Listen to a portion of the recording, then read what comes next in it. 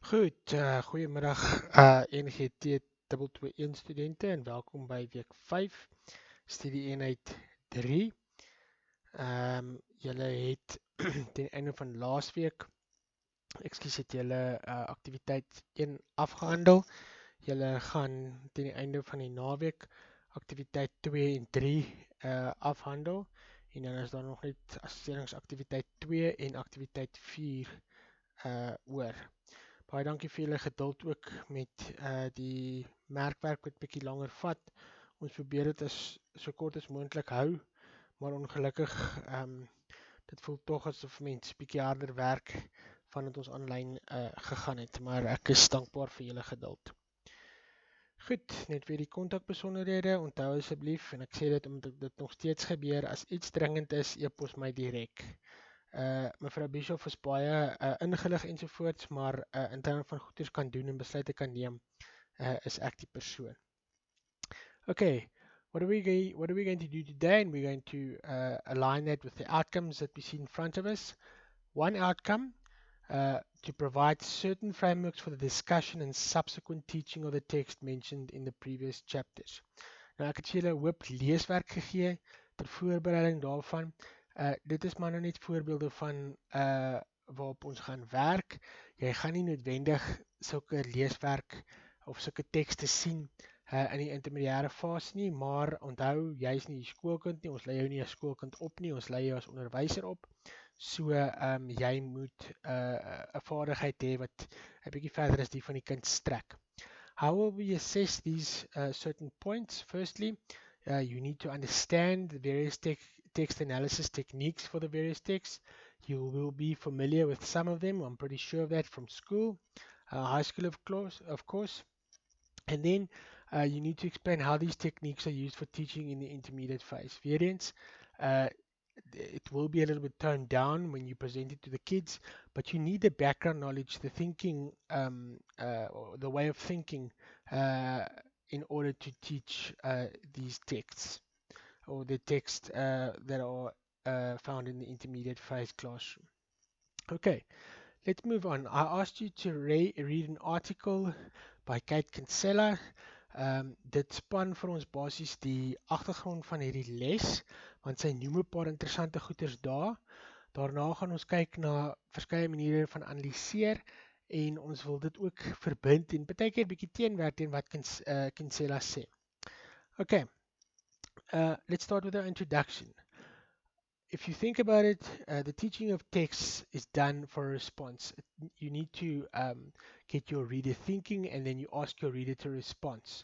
That is exactly what the second point is saying. The learners need to voice their opinions. Then there are various ways of voicing your opinion. We are going to discuss some of these ways today. The bottom line is in all these manners, the learners need to think. Now let's have a look at what the article on E-Class said. Okay, the first thing it said, and I've just taken a couple of points here because it was quite a long article. Dis hoekom ek vir julle gesê het gaan skiem die artikel moet hom nie heeltemal deurlees nie, want dit gaan baie van jou tyd opneem. We need to understand that this article was written in an American context, but it is also applicable to South Africa. Keep in mind that in the US, and I went to check this data online from reliable sources, 79% of first language speakers speak English in the United States, while in South Africa only 9% of English first language speakers you find here. Okay, the first point that Kinsella makes is 80 to 90% of the reading standards in every grade require text-dependent analysis. So what she's basically saying is there's a text, you use the text as a context for a discussion and you analyze this text. But the thing is, these texts are answered by referring back to the assigned text, not referring to any other background knowledge or prior reference that the learners may have. So it's strictly related to the text. Then the other point she makes is there's equal emphasis, dat tel omtrent gelyk, between the sophistication, met ander woorde die standaard van wat die studente lees en die inligting daarachter, and the skill with which they read. So wat sy eintlik probeer sê is die verkeerde goeders word gefokus op hierso. Okay, the next thing Kinsella said is, we have to equip students for the 21st century literacy and learning skills for college. Julle is van daai studente and the global workplace. En sy sê, baie van hierdie situasies wat hulle gaan moet trotseer in die werkplek are instances similar to what informational text carries, and it helps students advance in their way of thinking. She also says, en dit is heeltemal waar, ons het in die vorige studie-eenhede daaroor geleer, as early as the primary grades, emergent readers are grappling in English language with informational texts. Sy sê hulle doen nie net dit nie, maar hulle het ook tradisionele literatuur tekste wat hulle doen. Die punt wat sy eintlik hier probeer maak is, terwyl die literatuurtekste belangrik is, in terme van die lewe vorentoe is die informasietekste neem hulle die oorhand. Nou, ek stem saam met haar in daai opsig, maar ek dink ook dit is belangrik om die tradisionele literatuur tekste te kan analyseer, want dit gee jou ook 'n manier van dink om jou informatiewe tekste beter te analyseer. The next point that I'd like to highlight that Kinsella made, close analytic reading of an informational text involves returning to the text to conscientiously identify significant arguments and evidence before scrutinizing the author's support and language use. Dit wat sy hierso sê, het baie te doen met hoe ons die kinders toets in terme van vrae. Wat vra ons hulle? Vra ons hulle die obvious goeders in die teks, of laat ons die kinders bietjie dink, laat ons bietjie van hulle buite invloede gebruik om dit te antwoord. Dat hulle die argument agter dit wat die skrywers van hierdie tekste kan verstaan. Dit is natuurlik baie groot gestel as ons in gedagte neem dat die intermediêre fase maar nog jong kinders is, maar dit is tog 'n vaardigheid wat moet ontwikkel word. Die volgende punt wat sy maak is, less proficient readers and English learners will need far more than an increase in text and task complexity to engage in competent text investigation and response. So, bovenal dat hulle hierdie vlak moet bereik om iets te bereik in die lewe daar buite, met respek gesien en natuurlik, het hulle nog hierdie hele chip op hulle skouer van om eers die taal te bemeester en te verstaan wat aangaan. Goed, en ek dink ons is by die laaste punt, of die laaste skyfwoord Kinsella. Die volgende ding wat sy daar gesê het, integrated, targeted and systematic vocabulary instruction to support reading comprehension is an instructional imperative. Nou gelukkig ons weet dat CAPS klaar so werk. Daar is tekste wat gegee word en met bepaalde woordeskat wat moet geleer word om die kinders se woordeskat te verbreed ook. Die belangrike ding as ons Kinsella hier gebruik is om te sê ons het meer informatoriese tekste nodig. Okay. En die samevattende punt wat sy maak daar is die volgende. Sy sê teachers must factor in lessons that introduce students to the advanced language of informational text analysis. So dis 'n tweeledige swaard hierdie. Hulle moet meer analysering doen, hulle moet hulle buite invloede bymekaar bring en hulle moet hulle woordeskat daardie kan verbreed ook. Mens hoor nogal baie van wat Vygotsky gesê het met sy konstruktivistiese teorie so. Die samewerkende faktor in die onderrig van hierdie tekste. Die onderwyser is een ding, want onthou wat Vygotsky het gesê, jy het scaffolding nodig, die onderwyser moet die ondersteuning gee, en hoe sterker die lede raak, hoe meer van die scaffolding kan jy wegvat.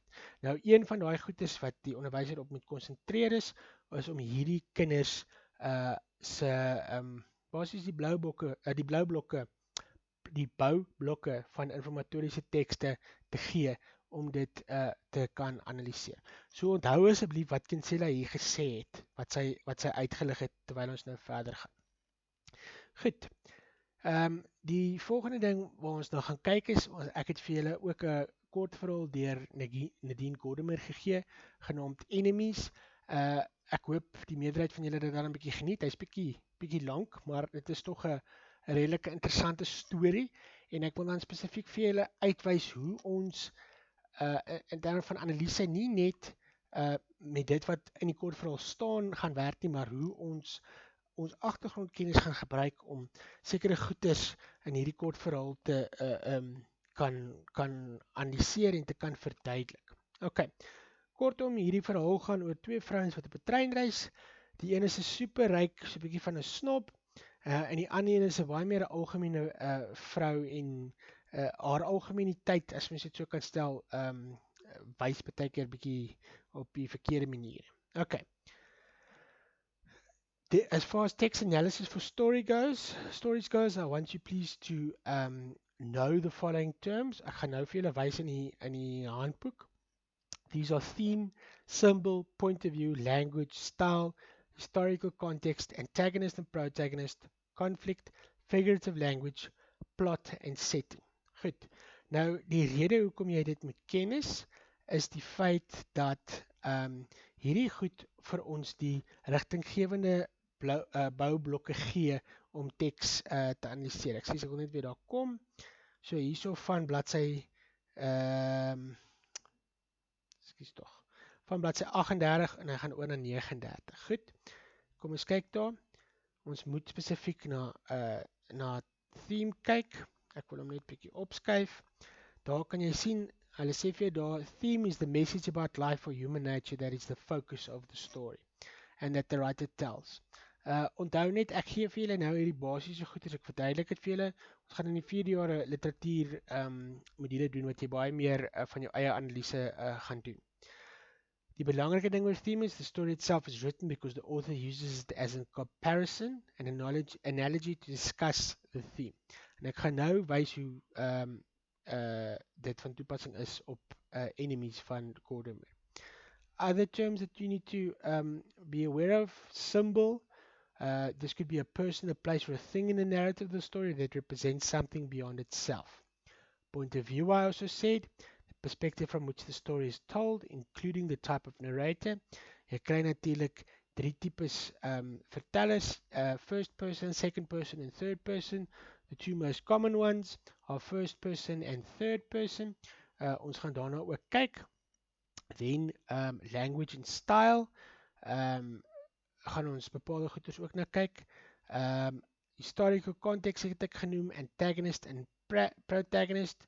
Historical context net when the text was written, what the society was like, who or what influenced the writer, and what political or social influences there would have been. Nadine Gordimer was natuurlik 'n Joodse Suid-Afrikaner, wat sy is ook die eerste en enigste Suid-Afrikaner wat die Nobelprys vir literatuur gewen het, en sy was ook 'n redelike sy was redelik gekant teen die stelsel van apartheid wat sy deur haar lewe ervaar het. Then what else did I ask you for? Plot, the action that makes up the story, as well as the setting, the time and place in which the action of the story takes place. Goed, kom ons gaan terug na die skyfies toe. Ek wil net hierso op klik. Goed. So, as ons nou na enemies kyk van 'n Dean Gordon, een van die hooftemas wat ons daar sien is klasseverskille, class differences. Clara Hansen, your rich woman versus the unnamed woman. Die feit dat sy nie 'n naam het nie, wys al klaar half dat daar een klas bo die ander bevoordeel word in hierdie storie. Of nie bevoordeel word nie, wys dat die een klas hoër as die ander een is. The other thing that we also see is that of privilege. If you think of the privileges Clara Hansen has, for example, the chauffeur wat sy het, wat so mooi na haar kyk en wat presies weet watter gewoontetjies en al daai goeders het, en die ander vrou wat eintlik maar bietjie, she's a bit of an unpolished diamond. Then relationships, that's very important. Clara Hansen lives on her own, keeps to herself, is almost a person unto herself, where this unnamed woman, it's mentioned, has a husband. And then the last possible theme that we can identify here is the theme of opposites. And we see this through the title. Hierdie twee vrouens verskil dag lengtes van mekaar af. The next thing we can look at, if I get my slide right, is symbol. Wat is symbole sien ons hierso? Again, symbol can be similar to the theme, a class difference. Then of course a privilege, die verskille in beskrywing van die twee vroue, and relationships in itself. Die karakter van Clara Hansen wat definitief so 'n bietjie van 'n snoepis is, en die ander vrou wat met enige iemand amper oor die weg kan kom. Point of view, definitely third person. Ons weet dit, want eerste persoon verteller gebruik I en is gewoonlik een van die karakters, terwyl hierdie derde persoon verteller kan sien alles wat die karakters, alle karakters doen. So die verteller kan sien wat Clara Hansen dink. Sy kan sien wat haar chauffeur dink. Sy kan sien wat die onbekende vrou dink en sê en daar's geen geheime vir hierdie verteller. So definitely point of view. Then language and style. En watter tipe styl is dit geskryf? Hier gaan ons meer kyk na die taalgebruik. Okay, because you've got the theme of classes, you can look at the language use as well. Definitely language or English associated with the upper classes and wealth, of course. You've got words like petit bourgeoisie, which is a French term wat uit die sosialisme uitkom, wat verwys na die opperklas of die hoërklas. En dan as ons dit in kontras vat, dan kan ons ook sien die vrou wat nie 'n naam het, wat nie 'n naam gegee word hierso nie. She speaks a more colloquial everyday English. Dit is nie noodwendig 'n uitgesoekte Engels nie.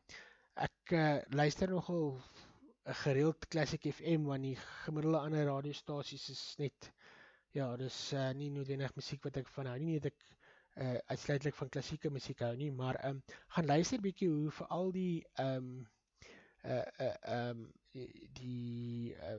noem hulle maar die wit aanbieders daarop praat.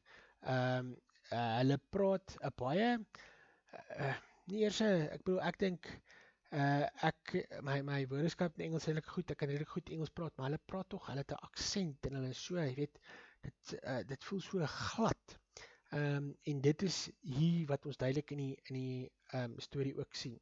So all of these things, in terms of language and style, the author uses to support, for example, symbol and theme. Then, if we carry on, historical context, en hierso begin ons nou verder. Onthou julle, Kinsella het gesê, die leerders moet die kans gegee word om koneksies te maak tussen hulle eie agtergrondkennis en dit wat hulle in die storie lees ook. Dis alles wat ons nou hier besig om te doen. Historical context wys dit vir ons die beste uit. If you look at the time and you look at what you saw in there, the historical context is probably, ek wil net terug op die skyfie kom, in the 1950s, early to late 1950s, wat het polities in Suid-Afrika op daai stadium gebeur? Die nasionale party het sterker oorgevat en die Verenigde Party het bietjie terug of stemme verloor.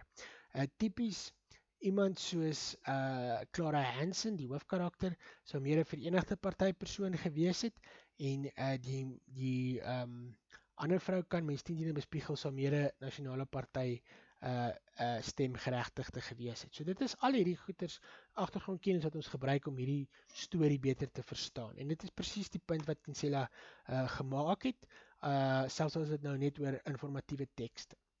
Okay, protagonist and antagonist. There's not really very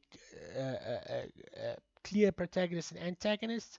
I think the protagonist and antagonist is probably based on the theme versus of opposites. Okay, so dit is eintlik maar die klasse wat die protagonist en antagoniste is, as ek so daarna kyk.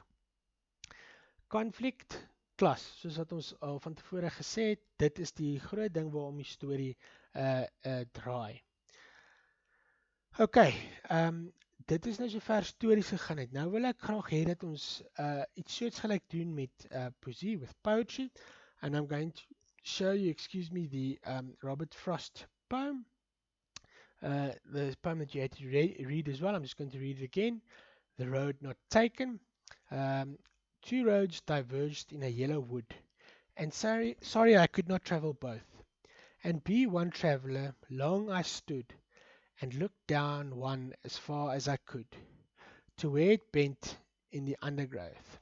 So hy kyk na twee paaie en hy sien hy kan net op een loop, maar dan kyk hy so ver as moontlik in die digte bos om te kyk waar die ander pad heen gaan. Hy gaan op sy hurke en dan kyk hy so. Then took the other as just as fair, wat net so mooi is, and having perhaps the better claim, because it was grassy and wanted wear, though as for that the passing there had warned them really about the same. So die ander paadjie omdat die gras beter daar groei, lyk of hy minder gestap is. Maar tog sê hy dit lyk tog daar's ander faktore wat lyk of die twee paaie maar redelik dieselfde is. And both that morning equally lay in leaves no step had trodden black. Oh, I kept the first for another day, yet knowing how way leads onto way, I doubted if I should ever come back. So hy neem die besluit daar, hy gaan later die paaie die ander pad stap maar toe besef hy ook dit is soos 'n verlore geleentheid hierdie. Dit gaan nie sommer weer gebeur nie. So hy twyfel of hy dit sal kan stap. En dan die laaste stanza wat hy daar sê, I shall be telling this with a sigh, somewhere ages and ages hence. Two roads diverged in the wood, and I took the one less traveled by, and that made all the difference. So hierso kan ons eintlik 'n bietjie die agtergrond van hierdie die vergelyking van hierdie gedig sien. Hy vergelyk dit met 'n lewe. Iemand wat lewe en besluit te neem in haar of sy lewe en gegrond op wat hulle besluit het baie te doen met die uitkoms van hulle lewe. Okay. How do we analyze this poem? That is very important. Before we do that, I want us to look at these terms. Dit is al in studie eenheid 2 uitgelig. Ek wil asseblief hê soos met die stories, moet julle hierdie terme ken. Ek kan dit in die eksamen vra. The first one there, alliteration, then assonance, then free verse, imagery, metaphor, onomatopoeia, personification, rhyme, rhythm, simile, stanza en symbol. Ek gaan vir jou wys waar dit in die handboek is of in die studie handleiding is. Studie eenheid 2, as ons net daar kan uitkom, gee my net so 'n oomblik. So was ek nou verby. Dink amper nie so nie. Goed, daar's ons dit. So hier is die verduideliking van elkeen, alliteration, die herhaling natuurlik van die konsonantklank in die letters self. So byvoorbeeld die klank of die a klank, assonance, assonansie, die herhaling van vokaal klanke in die middel, soos our en there, die air klank byvoorbeeld. Dan as ons na die ander kyk hierso, imagery, dis maar net beelde wat die digter gebruik. Jy kan daai twee betekenisse daar agter net onthou, 'n metafoor, 'n vergelyking tussen twee goeters. Onthou daar's nie like of as daarby nie. As ons dan verder aanbeweeg, onomatopoeia, a word that actually looks like the sound it makes. Okay, so as ek die deur klap en ek sê slam, goed, dit klink nie heeltemal dieselfde nie. Of splash, soos wat as jy in water sal trap of dit breek, dit is onomatopoeia. Personification, giving human characteristics to something that is not human. Dit is belangrik. Dit kan nie iets wees wat goeders doen wat jy dink net mense kan doen nie. Dit moet eksklusief aan mense self wees. Rhyme and rhythm, die ritme wat en tempo wat die gedig mee moet gelees word. Simile, 'n vergelyking waar jy like of as gebruik om iets te vergelyk. Stanza, weet julle in die tyd wat dit is. And then symbol, and as an object which signifies something else. Goed, kom ons beweeg terug na die skyfie vertoning daarso. Ek het vir julle gevra om daai goed te ken. How does it apply to The Road Not Taken by Robert Frost? Well, firstly we find alliteration, the wanted where, in line 8, so dis die herhaling van die weerklank. Assonance in the rhyming words itself. Free verse, this poem is in regular meter, so hy word nie met 'n bepaalde tempo geskryf nie, jy kan hom eintlik maar lees soos wat jy wil. Imagery, we see this in the morning that equally lay, so hy vergelyk twee oggende en hy sê dit is gelyk. The metaphor, that same comparison there. Then alliteration we've mentioned, and that is basically the symbols that you can identify from this poem. Now, we can also say, bringing our outside knowledge to analyze this, as Kinsella said, we can ask ourselves, who was Robert Frost? When did he live? Okay, what influenced him? what other poems did he write? Okay, and what were the times he lived in to give or to lend a certain direction of analysis to this poem. Dit is die belangrike beginsel wat Kinsella vir ons in daai um, um, artikel probeer sê het en wat ons as onderwysers ook na ons klas toe moet vat. Die lekker ding daar agter natuurlik is, jy kan ander vakke se inligting ook begin toepas en sê goed, onthou julle dit? Ja, sê die kinders ons onthou dit, ons het daai agtergrondkennis en so begin hulle leer want daar word assosiasies gemaak, daar word verbindings gemaak. So that is very important. That is basically I'm doing a course on the use of other technologies for teaching with the fourth years now, and the whole buzzword behind this is connection. So if you provide a connection to the child, an association to the child, then the child learns. And this is basically what text analysis is about as well. Creating those outside connections to an inside text. Dit is die belangrike ding daar agter. Okay. We've spoken about information text. Here's just an example, a summary of what it means and how information texts can often say so much more than just what you see because they use images and words. This is just a bit of a Simpson parody. For those of you that don't know The Simpsons, Homer Simpson, the main father character in The Simpsons, he's a bit of a plain John, maar hy is nogal baie snaaks baie keer. En jy kan maar daar kyk wat dit probeer sê. Okay, I've chosen 3 texts and can you believe it, it's about the coronavirus to analyze the information text. And then I want us to look at all 3. Die belangrike vertrekpunt, ek gaan julle 'n stel vrae ook voorgee en leer wat julle kan gebruik in terme van analisis hierso. Maar die belangrike vertrekpunt hierso is om te vra, what does this poster want to say? So the first one here says coronavirus, what you need to know. So this is basically the summary of what the poster wants to teach its readers. The second one says prevent the spread of coronavirus. So it's still about coronavirus, but there's a significant difference in aim. And then the last one there says how can you stop coronavirus spreading? Very similar to the second last one, but also very different to the third or the first one. Ek wil net weer teruggaan hierso na die eerste daai prentjie. Die belangrike ding wat hulle hierso maak is visual images process 60,000 times faster dan woorde. Die ander belangrike ding wat ons hierso moet sien is visual information reinforces the message. So dit beteken, dit sê eintlik jy kan nie net visuele inligting hê nie. Dit moet ter ondersteuning van geskrewe inligting wees. Dit is baie belangrik. En dit is ook wat ons in elkeen van hierdie plakkate sien. We see this in each of these posters. There is pictures, there's visual information with captions. Either the captions describe the picture or the picture adds value to the captions. You'll see that in the third one there as well. This is even more simpler, basic pictures and then with headings. In my opinion, this is perhaps a little bit too simple. There's too much writing. There should be more pictures and to enhance the writing. Okay.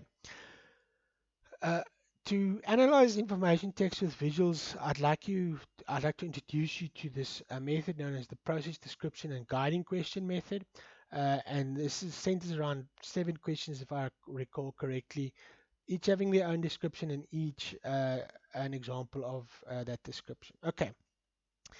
The first thing that you do with your class is you set a reading purpose. What is the purpose of this text? Now, in the case of our posters, it will be about information. Well, there's information about coronavirus, but also there's a little subcontext to each poster. There's just a description of what the question asks and a typical question that you can ask. What is the goal of the text?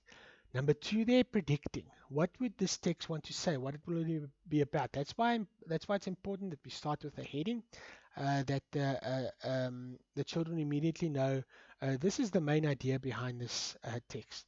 And then you as teacher can of course ask that guiding question, what is the text trying to show me? Inference. Met ander woorde, wat probeer hierdie teks eintlik sê? Okay. And the description there agrees with what I said. What do I understand from the text that is not directly related in the text? Hoe gebruik ek my teksanalise skills om dit te verstaan en watter buite kennis kan dit vir my verklaar? How would you ask the children this? Through the following question. How does the text communicate indirectly with me as reader? So wat probeer die teks vir my eintlik sê wat dit nie regtig gesê nie?